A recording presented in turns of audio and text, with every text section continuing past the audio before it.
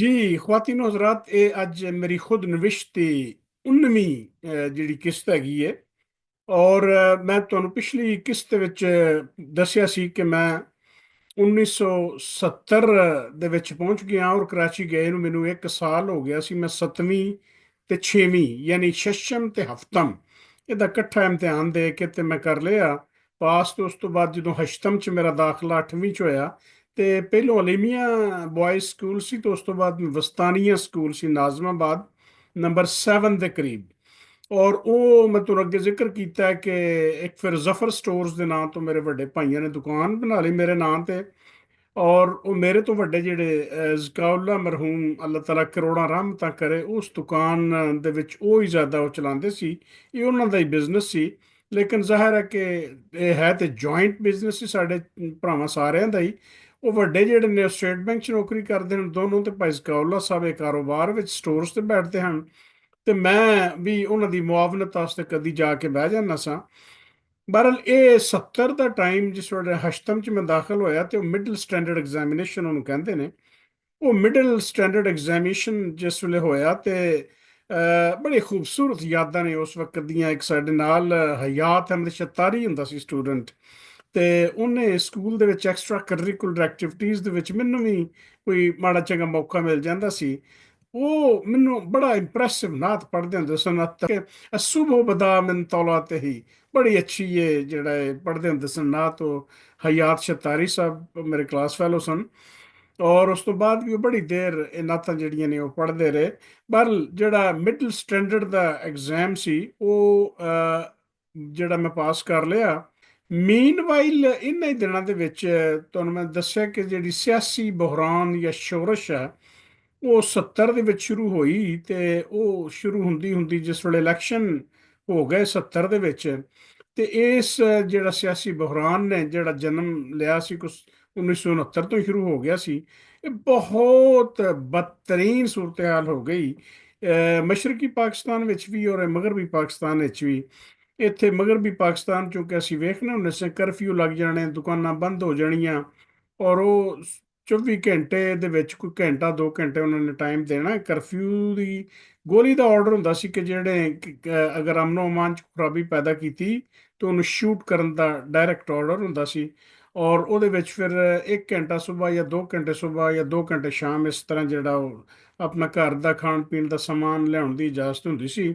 Rush ਕਰਨ ਦੀ ਇਜਾਜ਼ਤ ਨਹੀਂ ਸੀ ਹੁੰਦੀ। ਤੇ ਇਹ ਪਾਪੋਸ਼ ਨਗਰ ਦਾ ਇਲਾਕਾ ਜਿਹਦੇ ਚ ਲਾਗੇ ਸਾਡੀ ਦੁਕਾਨ ਸੀ ਨਾਜ਼ਮਾਬਾਦ ਨੰਬਰ 7 ਜ਼ਫਰ ਸਟੋਰਸ ਦੇ ਨਾਂ ਤੋਂ, ਉਸ ਇਲਾਕੇ ਦੇ ਵਿੱਚ ਵੀ ਜ਼ਾਹਿਰ ਹੈ ਇਹ ਪੂਰਾ ਕਰਾਚੀ ਲਪੇਟ ਦੇ ਵਿੱਚ ਸੀ। ਔਰ ਉਹ ਮੈਨੂੰ ਹਾਲੇ ਵੀ ਯਾਦ ਹੈ ਕਿ ਜਿਹੜੇ ਆਰਮੀ ਦੇ ਟਰੱਕ ਹੁੰਦੇ ਸਨ ਉਹਦੇ 'ਚ ਪਾਕਿਸਤਾਨ ਮਿਲਟਰੀ ਦੇ ਜਿਹੜੇ ਜਵਾਨ ਨੇ ਉਹਨਾਂ ਨੇ ਗੰਨਾਂ ਤਾਣੀਆਂ ਹੋਣੀਆਂ ਤੇ ਉਹਨਾਂ ਨੇ ਫਿਰਦਿਆਂ ਹੋਣਾ। ਬੜਾ ਇੱਕ ਰੋਬ ਦਬਦਬੇ ਵਾਲਾ ਖੌਫ ਵਾਲਾ ਮਾਮਲਾ ਹੁੰਦਾ ਸੀ। ਔਰ ਉਹ ਵਾਕਈ ਜਿਹੜਾ ਗੋਲੀ ਮਾਰਨ ਦਾ ਉਹਨਾਂ ਨੂੰ ਆਰਡਰ ਸੀ। ਜਿੱਥੇ ਵੀ ਕੋਈ ਜਲਸਾ ਜਲੂਸ ਐਸਾ ਹੋਣਾ, ਬਦਮਨੀ ਹੋਣੀ, law and order the situation ਹੋਣੀ, ਉਹ ਸ਼ੂਟ ਕਰ ਦਿੰਦੇ ਸੀ ਉਹ। ਬਹਰਲ ਉਹ ਇੱਕ ਹਾਲੀ ਅਸੀਂ ਜਮਹੂਰੀ ਤਜਰਬਾਤ ਚੋਂ ਗੁਜ਼ਰਨ ਡਏ ਸਾਂ। ਲੇਕਿਨ ਬਦਨਸੀਬੀ ਇਹ ਕਿ ਜਮਹੂਰੀਅਤ ਦਾ ਨਾਮ ਹੀ ਹੈ ਕਿ ਇਸਲਾਮੀ ਜਮਹੂਰੀਆ ਪਾਕਿਸਤਾਨ। ਇਹ 47 ਚ ਪਾਕਿਸਤਾਨ ਬਣਿਆ ਤੇ ਹੁਣ ਤੱਕ ਵੀ ਜਮਹੂਰੀਅਤ ਨਾਮ ਦੀ ਜਾਂ ਜਮਹੂਰੀਅਤ ਦੇ ਜੇ ਫਲ ਹੁੰਦੇ ਨੇ ਉਹ ਅਸੀਂ ਨਹੀਂ ਖਾ ਸਕੇ। ਉਹਦੀ ਵਜੂਹਾਤ ਬੜੀਆਂ ਪੇਚੀਦਾ ਨੇ ਔਰ ਉਹ ਅੱਗੇ ਲੋਕ ਗੁਫ਼ਤਗੂ ਕਰਦੇ ਵੀ ਨੇ, ਤੁਹਾਨੂੰ ਵੀ ਸਾਰਾ ਪਤਾ ਵੀ ਉਹਦੇ ਮਾਮਲਾਤ ਕੀ ਨੇ। ਅੱਛਾ, ਇਹਦੇ ਦੌਰਾਨ ਅਸੀਂ ਸਟੇਟ ਬੈਂਕ ਕੁਆਟਰਾਂ ਦੇ ਵਿੱਚ ਹੀ ਰਹਿੰਦੇ ਹੁੰਦੇ ਸਾਂ। ਔਰ ਜਿਸ ਵੇਲੇ ਇਹ ਇਲੈਕਸ਼ਨ ਹੋ ਗਿਆ ਔਰ ਇਹ ਜ਼ਿਆਦਾ ਮਾਰਾ ਮਾਰੀ ਇਲੈਕਸ਼ਨ ਤੋਂ ਬਾਅਦ ਹੋਈ ਤੇ 71 ਦੇ ਵਿੱਚ ਮਾਰਚ ਦੇ ਵਿੱਚ ਆ ਕੇ ਤੇ ਇਹ ਜਿਹੜੀ ਪਾਕਿਸਤਾਨ ਆਰਮੀ ਹੈ ਸਾਡੀ ਜਿਹੜੀ ਫੌਜ ਨੇ ਇਹਨਾਂ ਨੇ ਆਪਰੇਸ਼ਨ ਸ਼ੁਰੂ ਕਰਤਾ। ਉਹ ਆਪਰੇਸ਼ਨ ਦੇ ਨਤੀਜੇ ਦੇ ਵਿੱਚ ਅਲਟੀਮੇਟਲੀ ਮੈਂ ਪਿਛਲੀ ਵੀਡੀਓ 'ਚ ਕੁਝ ਜ਼ਿਕਰ ਕੀਤਾ ਹੈ ਕਿ ਸਕੂ ਤੇ ਢਾਕਾ ਹੋ ਗਿਆ 16 ਦਸੰਬਰ 1971। ਇਹਦੇ ਦੌਰਾਨ ਇੱਕ ਵਾਕਿਆ ਜਿਹੜਾ ਉਹ ਪੇਸ਼ ਸਾਡੇ ਜਿਹੜੇ ਆਮ ਤੌਰ ਤੇ ਆਇਆ ਕਿ ਸਿਆਸੀ ਤੇ ਜੋ ਬਦਅਮਨੀ ਹੈ ਸੀ ਜਿੰਨੇ ਨੁਕਸਾਨਾਤ ਹੋ ਰਹੇ ਸਨ। ਔਰ ਜ਼ਾਹਿਰ ਹੈ ਕਰਾਚੀ ਦੇ ਵਿੱਚੋਂ ਉਹ ਇਨਵੈਸਟਮੈਂਟ ਵੀ ਜਿਹੜੀ ਆਲਰੇਡੀ ਲੋਕਾਂ ਦੀ ਹੈ ਸੀ, ਕਾਰੋਬਾਰੀ ਹਜ਼ਰਾਤ, ਉਹ ਸਾਰੇ ਵਿੱਚੋਂ ਨਿਕਲਣੇ ਸ਼ੁਰੂ ਹੋ ਗਈ। ਔਰ ਕਰਾਚੀ ਡੁੱਬਣਾ ਸ਼ੁਰੂ ਹੋ ਗਿਆ, ਜਿਹਨੂੰ ਕਹਿੰਦੇ ਨੇ ਰੋਸ਼ਨੀਆਂ ਦਾ ਸ਼ਹਿਰ। ਇਹ ਵਾਕਈ ਉਸ ਇਲੈਕਸ਼ਨ ਤੋਂ ਪਹਿਲੋਂ ਪਹਿਲੋਂ ਰੋਸ਼ਨੀਆਂ ਦਾ ਸ਼ਹਿਰ ਹੀ ਸੀ। ਲੇਕਿਨ ਉਹ ਬਦਨਸੀਬੀ ਇਹ ਹੋਈ ਕਿ ਜਦੋਂ ਭੁੱਟੋ ਸਾਹਿਬ ਨੇ ਟੇਕ ਓਵਰ ਕਰ ਲਿਆ ਤੇ ਉਹਦੇ ਵਿੱਚ ਇੰਟੀਰੀਅਰ ਸਿੰਧ ਨੂੰ ਔਰ ਜਿਹੜਾ ਅਰਬਨ ਸਿੰਧ ਹੈ ਕਰਾਚੀ, ਇਹਦੇ ਵਿੱਚ ਜਿਹੜੇ ਜ਼ਾਹਿਰ ਹੈ ਅਰਬਨ ਸਿੰਧ ਦੇ ਵਿੱਚ ਜ਼ਿਆਦਾ ਐਜੂਕੇਸ਼ਨ ਸੀ, ਲੇਕਿਨ ਮੈਰਿਟ ਦੇ ਹਿਸਾਬ ਨਾਲ ਜੌਬਸ ਨਹੀਂ ਸਨ ਮਿਲਦੇ। ਇਸੇ ਤਰ੍ਹਾਂ ਇੰਟੀਰੀਅਰ ਸਿੰਧ ਵਾਲਿਆਂ ਨੂੰ ਕੋਟਾ ਸਿਸਟਮ ਆ ਗਿਆ, ਔਰ ਕੋਟਾ ਸਿਸਟਮ ਇਸ ਹੱਦ ਤੱਕ ਆਇਆ ਕਿ ਜਿਹੜਾ ਹੱਕ ਤਲਫੀ ਹੋਣੀ ਸ਼ੁਰੂ ਹੋ ਗਈ ਜਿਹੜੇ ਕਰਾਚੀ ਦੀ ਉਰਦੂ ਸਪੀਕਿੰਗ ਜਿਹੜੇ ਲੋਕ ਕਮਿਊਨਿਟੀ ਹੈਗੀ ਸੀ। ਔਰ ਕਰਾਚੀ ਜਿਹੜਾ ਬਹੁਤ ਬੜਾ ਇੱਕ ਇਕਨੋਮਿਕ ਹੱਬ ਸੀ। ਇੱਥੋਂ ਚੂੰਕਿ ਇਹਦੀ ਬੰਦਰਗਾਹ, ਕਰਾਚੀ ਦੀ ਬੰਦਰਗਾਹ ਤੁਹਾਨੂੰ ਪਤਾ ਬੜੀ ਮਾਰੂਫ ਇੰਟਰਨੈਸ਼ਨਲ ਬੰਦਰਗਾਹ ਹੈਗੀ ਹੈ।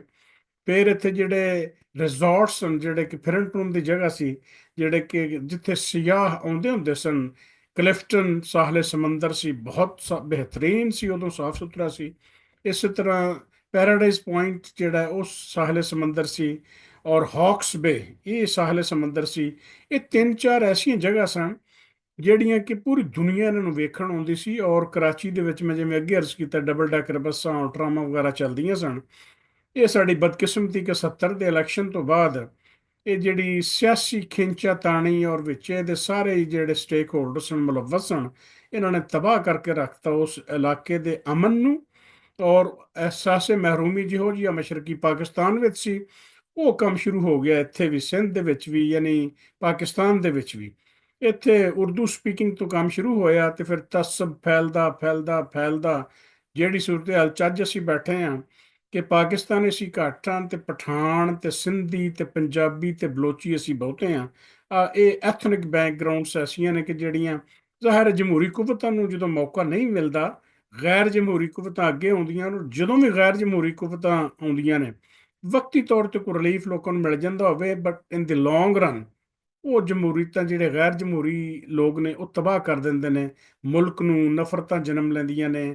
ਔਰ ਇਹੋ ਚੀਜ਼ਾਂ ਜਿਹੜੀਆਂ ਉਦੋਂ ਸ਼ੁਰੂ ਹੋਈਆਂ, ਇਹ ਸ਼ੁਰੂਆਤ ਉਹਦੇ ਨਤਾਇਜ ਅੱਗੇ 25 30 40 ਸਾਲ ਹੁਣ ਤੱਕ ਅਸੀਂ ਭੁਗਤਣ ਰਹੇ ਹਾਂ।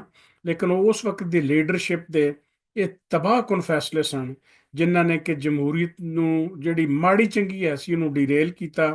ਹਰ ਚੀਜ਼ ਜਿਹੜੀ ਉਹ ਕੰਟਰੋਲ ਕਰਨ ਦੀ ਕੋਸ਼ਿਸ਼ ਕੀਤੀ, ਔਰ ਉਹਦੀ ਵਜ੍ਹਾ ਤੋਂ ਇਹ ਨੁਕਸਾਨਾਤ ਜਿਹੜੇ ਹੋਏ। ਬਹਰਹਾਲ ਉਹ ਤੇ ਹੋ ਗਿਆ ਜੋ ਹੋਣਾ ਸੀ।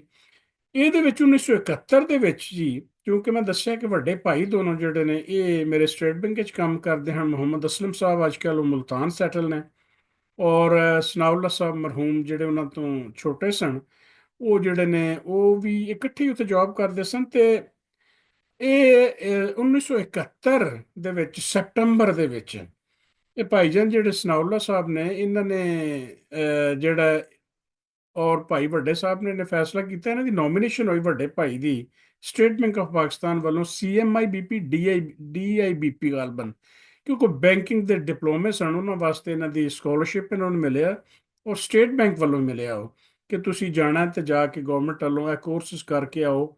ਇਹ ਸੈਪਟੰਬਰ ਦੇ ਵਿੱਚ ਜਿਹੜਾ 71 ਦੇ ਵਿੱਚ ਇਹ ਉਹ ਸਿਆਸੀ ਬੁਹਰਾਨ ਤੋਂ ਉੱਥੇ ਰਹਿ ਕੇ ਬਹਰਹਾਲ ਸਟੇਟ ਬੈਂਕ ਕੁਆਟਰਾਂ 'ਚ ਹਾਲੀ ਅਸੀਂ ਮੁਕੀਮ ਸਾਂ। ਇਹ ਸੈਪਟੰਬਰ 1971 ਦੇ ਵਿੱਚ ਇਹ ਫਿਰ ਸ਼ਿਕਾਗੋ ਅਮਰੀਕਾ ਇਹ ਕੋਰਸਿਸ ਕਰਨ ਆ ਗਏ। ਤੇ ਫਿਰ ਜਦੋਂ ਇੱਥੇ ਸ਼ਿਕਾਗੋ ਇਹ ਪਹੁੰਚ ਗਏ ਤੇ ਜਿਹੜੀ ਸਾਡੀ ਪਾਕਿਸਤਾਨੀਆਂ ਦੀ ਇੱਕ ਰੂਟੀਨ ਦੀ ਆਦਤ ਹੈ ਕਿ ਜਦੋਂ ਅਸੀਂ ਆਉਨੇ ਕਿਸੇ ਹੋਰ ਕੰਮ ਆ ਤੇ ਕਰਨਾ ਸ਼ੁਰੂ ਅਸੀਂ ਹੋਰ ਕੰਮ ਕਰ ਦਿੰਦੇ ਹਾਂ। ਜਾਂ ਤੇ ਸਾਨੂੰ ਕੋਈ ਅੰਡਰਸਟੈਂਡਿੰਗ ਹੋਵੇ ਨਾ ਲੀਗਲ ਪ੍ਰੋਸੀਜਰਸ ਦੀ, ਕੋਈ ਵਰਕ ਪਰਮਿਟ ਬੰਦਾ ਲੈ ਲੇ ਉਹਦੇ ਨਾਲ ਕੰਮ ਕਰੇ। ਇਹਨਾਂ ਨੇ ਵਰਕ ਪਰਮਿਟ ਕੋ ਥੋੜਾ ਬਹੁਤ ਲਿਆ ਵੀ ਹੋਣਾ, ਨਾਲ ਕੋਰਸ ਵੀ ਕਰਦੇ ਰਹੇ। ਤੇ ਲੇਕਿਨ ਕੋਰਸ ਤੋਂ ਜ਼ਿਆਦਾ ਇਹਦੀ ਤਵੱਜੋ ਜਿਹੜੀ ਹੈ ਨਾ ਇਹ ਹੋ ਗਈ ਵੀ ਮੈਂ ਇੱਥੇ ਸੈਟਲ ਕਿਵੇਂ ਹੋ ਸਕਣਾ। ਹੁਣ ਸੈਟਲ ਹੋਣ ਦੀ ਵੀ ਸੂਰਤ-ਏ-ਹਾਲ ਜਿਹੜੀ ਹੁੰਦੀ ਏ ਉਹ ਇਹ ਹੁੰਦੀ ਹੈ ਕਿ ਬੰਦਾ ਫੈਸਲਾ ਕੁਨ ਕੰਮ ਕਰੇ ਕਿ ਅਸੀਂ ਆਪਣੇ ਆਪ ਨੂੰ ਮੁਸਲਮਾਨ ਵੀ ਪੂਰਾ ਪੂਰਾ ਰੱਖਣਾ ਹੁੰਦਾ ਹੈ, ਔਰ ਆਪਣੇ ਪਿੱਛੇ ਦਾ ਵੀ ਚੇਤਾ ਰੱਖਣਾ ਹੁੰਦਾ ਕਿ ਕੋਈ ਮੈਨੂੰ ਬੁਰਾ ਨਾ ਆਖੇ। ਤੇ ਨਾਲ ਇੱਥੇ ਰਹਿਣਾ ਵੀ ਹੁੰਦਾ, ਉਹ ਭਾਵੇਂ ਗੈਰ ਕਾਨੂੰਨੀ ਰਹਿਣਾ ਪਵੇ, ਅਸੀਂ ਆਪਣੇ ਆਪ ਨੂੰ ਕੋਸ਼ਿਸ਼ ਕਰਨੇ ਆ। ਭਾਈਜਾਨ ਨੇ ਵੀ ਜਿਹੜੇ ਨੇ ਇਹਨਾਂ ਨੇ ਆਪਣਾ ਨਾਲ ਛੋਟਾ ਮੋਟਾ ਜੌਬ ਕਰਦੇ ਰਹੇ ਤੇ ਇੱਥੇ ਹਰ ਚੀਜ਼ ਦਾ ਉਦੋਂ ਵੀ ਰਿਕਾਰਡ ਸੀ ਤੇ ਹੁਣ ਵੀ ਰਿਕਾਰਡ ਰਹਿੰਦਾ ਕਿ ਕੌਣ ਕੀ ਕਰਨ ਡਿਆ, ਆਇਆ ਕਿਹੜੇ ਕੰਮ ਸੀ ਤੇ ਕਰਦਾ ਕੀ ਕੰਮ ਹੈ। ਤੇ ਚਲੋ ਜੇ ਤੁਸੀਂ ਸੈਟਲ ਇੱਥੇ ਹੋਣਾ ਤੇ ਉਸ ਜ਼ਮਾਨੇ ਦੇ ਵਿੱਚ ਵੀ, ਹੁਣ ਵੀ ਐਡਾ ਲੰਮਾ ਚੌੜਾ ਮਸਲਾ ਨਹੀਂ, ਲੇਕਿਨ ਉਦੋਂ ਤੇ ਬਿਲਕੁਲ ਹੀ ਆਸਾਨ ਸੀ ਕਿ ਇਹ ਨਾ ਇੰਨੀ ਕੋਈ ਇਮੀਗ੍ਰੇਸ਼ਨ ਉਸ ਇਲਾਕਿਆਂ 'ਚ ਹੋਣ ਡਈ ਸੀ, ਬੜੇ ਘੱਟ ਲੋਕ ਆਉਂਦੇ ਸਨ। ਕਿਤੇ ਕੋਈ ਲੋਕ ਇੱਥੇ ਆਉਂਦੇ ਸਨ ਪਾਕਿਸਤਾਨੀ।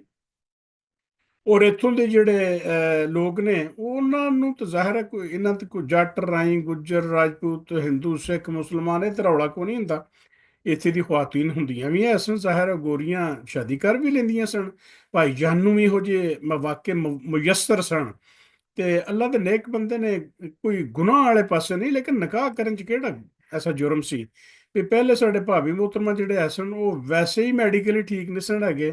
ਆਪਸ ਦੇ ਵਿੱਚ ਉਹ ਪ੍ਰੋਬਲਮਸ ਹੀ ਉਹਨਾਂ ਦੇ ਰਹਿੰਦੇ ਸਨ, ਔਰ ਉਹਦੀ ਵਜ੍ਹਾ ਤੋਂ ਹੀ, ਹਾਲਾਂਕਿ ਭਾਈਜਾਨ ਦੀ ਸ਼ਾਦੀ ਤੇ ਮੇਰੇ ਤਕਰੀਬਨ ਮੇਰਾ ਖਿਆਲ 1960-61 ਵਿੱਚ ਹੀ ਹੋ ਗਈ, ਲੇਕਿਨ 8-10 ਸਾਲ ਉੱਥੇ ਰਹੇ। ਲੇਕਿਨ ਉਹ ਉਹਨਾਂ ਦੀ ਆਪਸ 'ਚ ਐਡੀ ਕੋਈ ਬਣਦੀ ਨਹੀਂ ਸੀ ਹੈਗੀ। ਲੇਕਿਨ ਉਸ ਤੋਂ ਬਾਅਦ ਫਿਰ ਇਹੋ ਹੀ ਸੂਰਤ-ਹਾਲ ਬਣੀ ਕਿ ਇਹ ਬਹੁਤ ਅੱਛਾ ਹੁੰਦਾ ਕਿ ਡਬਲ ਮਾਈਂਡਡ ਨਾ ਹੁੰਦੇ। ਪਰ ਹੁਣ ਵੀ ਜਿਹੜੇ ਲੋਕੀ ਡਬਲ ਮਾਈਂਡਡ ਰਹਿੰਦੇ ਨੇ ਨਾ, ਇਹਨਾਂ ਵਾਸਤੇ ਮੇਰਾ ਸੁਨਾਹ ਇਹ ਹੀ ਹੈ ਕਿ ਜਾਂ ਤੇ ਪੱਕੇ ਹੋ ਜਾਓ ਕਿ ਵੀ ਅਸੀਂ ਇਹੋ ਜਿਹਾ ਕੰਮ ਜਿਹੜਾ ਇੱਥੇ ਸੈਟਲ ਹੋਣਾ ਨਹੀਂ, ਅਸੀਂ ਵਾਪਸ ਚਲੇ ਜਾਣਾ। ਤੇ ਜੇ ਹੋਣਾ ਤੇ ਫਿਰ ਨੰਬਰ 2 ਕੰਮ ਨਾ ਕਰੋ, ਨੰਬਰ 1 ਕੰਮ ਕਰੋ ਕਿ ਜਿਹਦੇ ਨਾਲ ਸ਼ਾਦੀ ਕਰਨੀ ਹੈ ਤੇ ਜੈਨੂਅਨ ਸ਼ਾਦੀ ਕਰੋ, ਧੋਖਾ ਦੇਣ ਵਾਲੀ ਨਹੀਂ। ਇਸ ਵਾਸਤੇ ਕਿ ਤੁਸੀਂ ਇੱਥੇ ਜਦੋਂ ਆਉਂਦੇ ਹੋ ਨਾ, ਤੁਸੀਂ ਆਪਣੇ ਮਜ਼ਹਬ ਦੇ, ਆਪਣੇ ਮੁਲਕ ਦੇ, ਆਪਣੀ ਜ਼ੁਬਾਨ ਦੇ, ਆਪਣੇ ਸੂਬੇ ਦੇ ਸਫੀਰ ਹੁੰਦੇ ਹੋ। ਇਹ ਨਹੀਂ ਕਿ ਕਿਸੇ ਇੱਥੇ ਗੋਰੀ ਨੂੰ ਨਾਲ ਵਿਆਹ ਕਰਨਾ ਕਿ ਜੀ ਮੈਂ ਸੈਟਲ ਹੋਣਾ, ਔਰ ਸੈਟਲ ਹੋਣ ਤੋਂ ਬਾਅਦ ਤੁਸੀਂ ਆਖੋ ਵੀ ਤੂੰ ਫਾਰਗ ਹੈ, ਜਾਂ ਪੇਪਰ ਮੈਰਿਜ ਕਰ ਲੈਣੀ ਹੈ। ਇਹ ਧੋਖਾ ਹੈ, ਇਹ ਫਰਾਡ ਹੈ। ਇਹੋ ਜਿਹਾ ਕੰਮ ਨਹੀਂ ਹੋਣਾ ਚਾਹੀਦਾ। ਇਸ ਵਾਸਤੇ ਕਿ ਲੋਕੀ ਫਿਰ ਯਾਦ ਰੱਖਦੇ ਨੇ ਕਿ ਫਲਾਂ ਇਲਾਕੇ ਦਾ ਫਲਾਂ ਮਜ਼ਹਬ ਦਾ ਬੰਦਾ ਇੱਥੇ ਆਇਆ ਸੀ, ਉਹਨੇ ਆ ਕੇ ਧੋਖਾ ਦਿੱਤਾ, ਕਿ ਉਹਨੇ ਨਿਕਾਹ ਵੀ ਕਰ ਲਿਆ, ਵਿਆਹ ਵੀ ਕਰ ਲਿਆ, ਲੇਕਿਨ ਉਸ ਤੋਂ ਬਾਅਦ ਜਿਹੜਾ ਉਹਦੇ ਜਿਹੜਾ ਕੰਮ ਨਿਕਲਿਆ ਤੇ ਉਹ ਛੱਡ ਛੁੱਡ ਕੇ ਤੇ ਚਲਾ ਗਿਆ, ਤੇ ਉਹਨੇ ਆਖਿਆ ਜੀ ਮੈਂ ਫਾਰਗ ਹਾਂ। ਇਹ ਧੋਖੇ ਨਹੀਂ ਕਰਨੇ ਚਾਹੀਦੇ, ਬਿਲਕੁਲ ਇਹੋ ਜਿਹੇ। ਭਾਈਜਾਨ ਨੇ ਵੀ ਖੈਰ ਇਹ ਵਿਆਹ ਦੇ ਮੌਕੇ ਮੁਯੱਸਰ ਸੀ, ਸਾਡੇ ਨਾਲ ਰਾਬਤਾ ਰਹਿੰਦਾ ਸੀ, ਪਿਛਾਂ ਚਿੱਠੀ ਚੁੱਠੀ ਤੇ ਆਉਂਦੀ ਰਹਿੰਦੀ ਸੀ ਨਾ। ਲੇਕਿਨ ਭਾਈਜਾਨ ਨੇ ਕੋਈ ਵਿਆਹ ਨਹੀਂ ਕੀਤਾ ਕਿ ਪਿਛਾਂ ਕੀ ਆਖਣਗੇ ਕਿ ਉੱਥੇ ਜਾ ਕੇ ਗੋਰੀ ਨਾਲ ਵਿਆਹ ਕਰ ਲਿਆ। ਉਹ ਭਾਈ ਕਾਹਦਾ ਗੋਰੀ ਨਾਲ ਵਿਆਹ ਕਰ ਲਿਆ? ਅਗਰ ਪਰਮਿਸਿਬਲ ਹੈ, ਪਹਿਲੀ ਗੱਲ ਤੇ ਅਗਰ ਤੁਹਾਡੇ ਦੀਨ ਤੇ ਆ ਜੇ ਤੇ ਬੜੀ ਚੰਗੀ ਗੱਲ ਹੈ। ਉਹ ਅਹਿਲੇ ਕਿਤਾਬ ਨਾਲ ਨਿਕਾਹ ਤੇ ਜਾਇਜ਼ ਹੈ ਹੀ ਹੈ ਨਾ, ਤੇ ਕਰ ਹੀ ਸਕਦਾ ਬੰਦਾ। ਤੁਸੀਂ ਉਹਦਾ ਡਾਇਲੋਗ ਤੇ ਨਾ ਬੰਦ ਕਰਨਾ, ਉਹਦੇ ਨਾਲ ਗੱਲ ਕਰਦੇ ਰਹਿਣਾ ਮੁਮਕਿਨ ਹੈ। ਅੱਜ ਨਹੀਂ ਕੱਲ ਤੁਹਾਡਾ ਵੀ ਕੰਮ ਸਿੱਧਾ ਹੋ ਜਾਏ ਕਿ ਤੁਸੀਂ ਇੱਥੋਂ ਤੇ ਨੈਸ਼ਨਲ ਹੋ ਜਾਓ, ਸੈਟਲ ਹੋ ਜਾਓ। ਅਗਰ ਉਹ ਦੀਨ ਕਬੂਲ ਕਰ ਲੈਂਦੀ ਤਾਂ ਵੀ ਠੀਕ ਹੈ, ਜੇ ਨਹੀਂ ਕਰਦੀ ਤਾਂ ਵੀ ਠੀਕ ਹੈ। ਤੇ ਅੱਗੋਂ ਤੇ ਤੁਹਾਡੇ ਦੀਨ ਦੀ ਸੱਚਾਈ ਹੈ ਕਿ ਉਹ ਤੁਹਾਡੇ ਦੀਨ ਤੇ ਤੁਹਾਡੇ ਬੱਚੇ ਚੱਲਦੇ ਨੇ, ਜਾਂ ਉਹ ਖਤੂਨ ਦੇ ਦੀਨ ਤੇ ਬੱਚੇ ਚੱਲਦੇ ਨੇ। ਇਹ ਪਰ ਉਲਮਾ ਇਕਰਾਮ ਬਿਹਤਰ ਸਮਝਦੇ ਨੇ ਕਿ ਕੀ ਹੋਣਾ ਚਾਹੀਦਾ। ਮੇਰੀ ਨਜ਼ਰ ਦੇ ਵਿੱਚ ਤੇ ਅਹਲੇ ਕਿਤਾਬ ਦੇ ਨਾਲ ਨਿਕਾਹ ਜਿਹੜਾ ਕੁਝ ਕੰਡੀਸ਼ਨਸ ਦੇ ਨਾਲ ਬਿਲਕੁਲ ਜਾਇਜ਼ ਹੈ। ਅਗਰ ਭਾਈਜਾਨ ਵੀ ਕਰ ਲੈਂਦੇ ਤੇ ਉਹ ਬਹੁਤ ਅੱਛੇ ਹੁੰਦੇ, ਉਹਨਾਂ ਨੂੰ ਇੱਕ ਲੀਗਲ ਸਟੇਟਸ ਇੱਥੇ ਮਿਲ ਜਾਂਦਾ, ਉਹਨਾਂ ਦੀ ਨੌਕਰੀ ਕੀਤੀ ਵੀ ਜਿਹੜੀ ਉਹ ਪਰਵਾਹ ਨਾ ਹੁੰਦੀ ਇੱਥੇ। ਲੇਕਿਨ ਉਹ 2-2.5 ਸਾਲ ਤੋਂ ਬਾਅਦ ਫਿਰ ਜਿਹੜੇ ਸਨਾਉল্ਲਾਹ ਸਾਹਿਬ ਸਨ, ਉਹਨਾਂ ਦੀ ਸ਼ਾਦੀ ਸੀ, ਜਿਹੜੇ ਨੰਬਰ 2 ਤੇ ਭਾਈ ਸਨ ਮੇਰੇ, ਉਹਨਾਂ ਦੀ ਸ਼ਾਦੀ ਦੇ ਵਿੱਚ ਵੀ ਸ਼ਿਰਕਤ ਕਰਨੀ ਸੀ। ਇਹ ਕੁਰਬਾਨੀ ਤੇ ਫਿਰ ਦੇਣੀ ਪੈਂਦੀ ਨਾ, ਸ਼ਾਦੀਆਂ ਵਿਆਹ ਤੇ ਪਿਛਾਂ ਛੱਡਣੇ ਪੈਂਦੇ ਨੇ ਜਦੋਂ ਕੋਈ ਲੰਮਾ ਮਾਰਕਾ ਮਾਰਨਾ ਹੋਵੇ। ਵੀ ਨਾ ਤੁਸੀਂ ਇੱਥੇ ਪਾਬੰਦੀ ਕੀਤੀ ਕਿ ਤੁਸੀਂ ਆਪਣੇ ਕੋਰਸ ਤੱਕ ਮਹਿਦੂਦ ਰਹੋ, ਤੇ ਨਾ ਤੁਸੀਂ ਇਹ ਪਾਬੰਦੀ ਕੀਤਾ ਵੀ ਫਿਰ ਤੁਸੀਂ ਵਿਆਹ ਹੀ ਕਰ ਲਓ ਇੱਥੇ, ਤੇ ਨਾ ਤੁਸੀਂ ਆਪਣੇ ਆਪ ਤੇ ਬ੍ਰੇਕਾਂ ਰੱਖ ਤੇ ਪੈਰ ਰੱਖ ਸਕੇ ਕਿ ਭਰਾ ਦੇ ਵਿਆਹ ਤੇ ਵੀ ਜਾਣਾ ਹੈ। ਤੇ ਬਾਈ ਦਾ ਹੁਕਮ ਵੀ ਸੀ ਕਿ ਸਨਾਉਲਾ ਦਾ ਵਿਆਹ ਹੈ ਤੇ ਹੁਣ ਤੂੰ ਇੱਕ ਪਰਤ ਕੇ ਆ ਤੇ ਫਿਰ ਚਲਾ ਜੀ। ਹੁਣ ਤਵੱਕੋ ਤੇ ਉਹਨਾਂ ਨੂੰ ਇਹ ਸੀ ਨਾ, ਮੇਰਾ ਕੌਣ ਕਿੱਥੋਂ ਵੇਖਣ ਡਿਆ ਕੋਈ ਹਿਸਾਬ ਕਿਤਾਬ ਬਈ, ਮੈਂ ਰਿਕਾਰਡ 'ਚ ਮੇਰੇ, ਮੈਂ ਚੁੱਪ ਕਰਕੇ ਜਾਣਾ, ਚੁੱਪ ਕਰਕੇ ਮੈਂ ਆ ਜਾਣਾ। ਉਹ 74 ਦੇ ਵਿੱਚ ਜਿਹੜਾ ਉਹ ਵਾਪਸ ਗਏ, ਤੇ 74 ਦੇ ਸ਼ੁਰੂ ਵਿੱਚ ਕਿਤੇ ਉਹ ਚਲੇ ਗਏ, 73 ਦੇ ਆਖਰ ਜਾਂ 74 ਦੇ ਸ਼ੁਰੂ ਵਿੱਚ ਭਾਈਜਾਨ ਜਿਹੜੇ ਨੰਬਰ 2 ਤੇ ਸਨਾਉल्लाह ਸਾਹਿਬ, ਅੱਲਾਹ ਤਾਲਾ ਗਰੀਕੇ ਰਹਿਮਤ ਕਰੇ, ਉਹਨਾਂ ਦੀ ਸ਼ਾਦੀ ਕੀਤੀ। ਸ਼ਾਦੀ ਤੋਂ ਬਾਅਦ ਕੋਈ 2-3 ਮਹੀਨੇ ਉਹ ਭਾਈਜਾਨ ਵੱਡੇ ਜਿਹੜੇ ਨੇ ਉਹ ਇੱਥੇ ਹੀ ਰਹੇ, ਬੜੀਆਂ ਖੁਸ਼ੀਆਂ, ਬੜੇ ਹੀ ਚਾਅ। ਤੇ ਉਸ ਤੋਂ ਬਾਅਦ ਜਿਹੜੇ ਭਾਈਜਾਨ ਨੂੰ ਸ਼ਿਕਾਗੋ ਵਾਸਤੇ ਰੁਖਸਤ ਕੀਤਾ 에ਅਰਪੋਰਟ ਤੋਂ, ਤੇ ਚੌਥੇ ਦਿਨ ਭਾਈਜਾਨ ਜਿਹੜੇ ਨੇ ਉਹ ਵਾਪਸ ਕਰਾਚੀ ਪਹੁੰਚ ਕੇ ਕਿ ਡਿਪੋਰਟ ਕਰਤਾ ਮੈਨੂੰ। ਬਿਲਕੁਲ ਸਹੀ ਰਿਪੋਰਟ ਕੀਤਾ ਸੀ। ਉਹਨਾਂ ਦਾ ਕਵਾਨੀਨ ਹੀ ਇਜਾਜ਼ਤ ਨਹੀਂ ਦਿੰਦੇ ਕਿ ਤੁਸੀਂ ਭਾਈ ਆਏ ਪੜ੍ਹਨ ਨੂੰ, ਕਿਸੇ ਕੰਮ ਆਏ ਹੋ, ਤੁਸੀਂ ਨੌਕਰੀ ਕਰਨ ਤੇ ਆਏ ਕੋਈ ਨਹੀਂ, ਤੁਸੀਂ ਸੈਟਲ ਹੋਣ ਤੇ ਆਏ ਕੋਈ ਨਹੀਂ। ਇਸ ਵਾਸਤੇ ਡਬਲ ਮਾਈਂਡਡ ਨਹੀਂ ਰਹਿਣਾ ਚਾਹੀਦਾ। ਜਿਹੜੇ ਹੁਣ ਵੀ ਬਾਹਰ ਜਿਨ੍ਹਾਂ ਦਾ ਜੀ ਕਰਦਾ ਨਾ ਰਹਿਣ ਦਾ, ਉਹ ਕੰਮ ਕੋਈ ਲੀਗਲ ਕਰਨ, ਇਸ ਵਾਸਤੇ ਕਿ ਉਹ ਸਫਾਰਤਕਾਰੀ ਕਰਨ ਡਏ ਹੁੰਦੇ ਨੇ ਆਪਣੇ ਦੀਨ ਦੀ, ਆਪਣੇ ਮੁਲਕ ਦੀ, ਆਪਣੀ ਜ਼ੁਬਾਨ ਦੀ, ਸਾਰਿਆਂ ਦੀ। ਖੈਰ ਉਹ ਭਾਈਜਾਨ ਵਾਪਸ ਚਲੇ ਗਏ।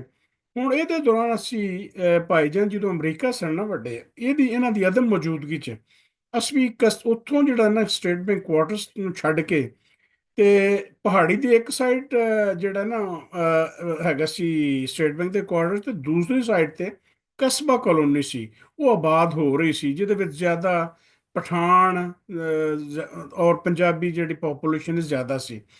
ਉਹ ਭਾਈ ਸਨਾਉल्लाह ਸਾਹਿਬ ਜਿਹੜੇ ਨੇ ਉਹ ਥੋੜਾ ਜਿਹਾ ਤਜਾਰਤੀ ਮਾਈਂਡ ਜ਼ਰੂਰ ਰੱਖਦੇ ਸਨ। ਉਹਨਾਂ ਨੇ ਉੱਥੇ ਜਾ ਕੇ ਪਲਾਟ ਸ਼ਲਾਟ ਲੈ ਕੇ, ਇਹ 15/9 ਮੈਨੂੰ ਹਾਲੇ ਵੀ ਯਾਦ ਹੈ, ਇਹ 15/9 ਘਰ ਲੈ ਲਿਆ। ਤੇ ਉੱਥੇ ਇਹ ਛੱਤਾਂ ਜਿਹੜੀਆਂ ਨੇ ਇਹਦੀਆਂ ਨਹੀਂ ਸਨ ਹੁੰਦੀਆਂ ਉਦੋਂ, ਜਿਹੜੀਆਂ ਕਿ ਇਹ ਤੁਹਾਡੇ ਕੰਕਰੀਟ ਦੀਆਂ ਹੁੰਦੀਆਂ, ਬਲਕਿ ਉਹ ਐਸਬੈਸਟੋਸ ਸ਼ੀਟ ਹੁੰਦੀਆਂ ਨੇ, ਜਿਹੜੀਆਂ ਇਹੋ ਜਿਹੀ ਕਰਵ ਵਾਲੀਆਂ ਸ਼ੀਟਸ ਹੁੰਦੀਆਂ ਨੇ, ਉਹ ਤਾਂ ਛੱਤ ਦੀ ਪੈਂਦੀ ਸੀ, ਉੱਤੇ ਵੱਡੇ ਵੱਡੇ ਬਲੋਕ ਰੱਖੇ ਹੁੰਦੇ ਸਨ। ਉਹ ਇਹ 15/9 ਘਰ ਦੇ ਵਿੱਚ ਜਿਹੜਾ ਉਹ ਅਸੀਂ ਖਰੀਦ ਕੇ ਤੇ ਮੂਵ ਹੋ ਗਏ।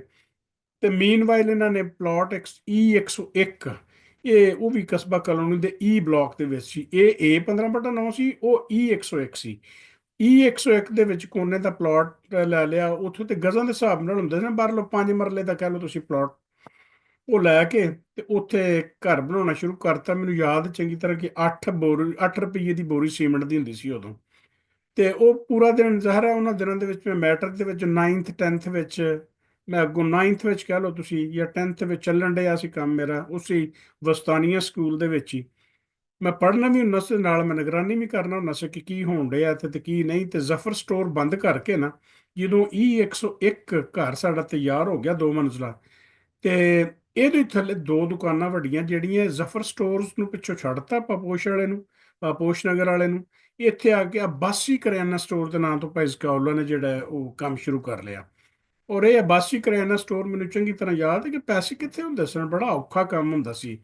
ਤੇ ਉਹ ਵੱਡਿਆਂ ਭਾਈਆਂ ਨੇ 500 ਰੁਪਈਆ ਦਿੱਤਾ, ਤੇ 500 ਰੁਪਈਏ ਦਾ ਸਟਾਰਟ ਇੱਥੋਂ ਕੀਤਾ ਕਿ ਮੁਰਗੀਆਂ ਦੇ ਅੰਡੇ ਲੈ ਆਉਣਾ, ਜਾਂ ਛੋਟਾ ਮੋਟਾ ਕੋਈ ਬਿਸਕੁਟ ਜਾਂ ਕੋਈ ਚਾਕਲੇਟਾਂ ਵਗੈਰਾ ਨਾਲ ਲਵਾ ਲਿਆ। ਭਾਈ ਜ਼ਕਾਉਲਾ ਮਰਹੂਮ ਨੇ PCO, ਪਬਲਿਕ ਕਾਲ ਆਫਿਸ, ਉਹ ਲਾ ਕੇ ਤੇ ਇਹ ਕੰਮ ਸ਼ੁਰੂ ਕਰਤਾ। ਉਹ ਅਬਾਸੀ ਕਰਿਆਨਾ ਸਟੋਰ ਤੇ ਛੋਟਾ ਮੋਟਾ ਮਾਲ ਰੱਖ ਲੈਣਾ, ਤੇ ਉਹ 500-700 ਦਾ ਸੌਦਾ ਵਿਕ ਜਾਣਾ, ਤੇ ਫਿਰ ਜਾ ਕੇ ਟੋਕਰੀ ਲਈ ਹੋਣੀ ਸਾਈਕਲ ਤੇ ਜਾ ਕੇ, ਕੋਈ 5 ਕਿਲੋਮੀਟਰ ਸੀ ਉੱਥੋਂ, 4 ਕਿਲੋਮੀਟਰ ਗੋਲ ਮਾਰਕੀਟ, ਉੱਥੋਂ ਜਾ ਕੇ ਹੋਰ ਸੌਦਾ ਲੈ ਆਉਣਾ।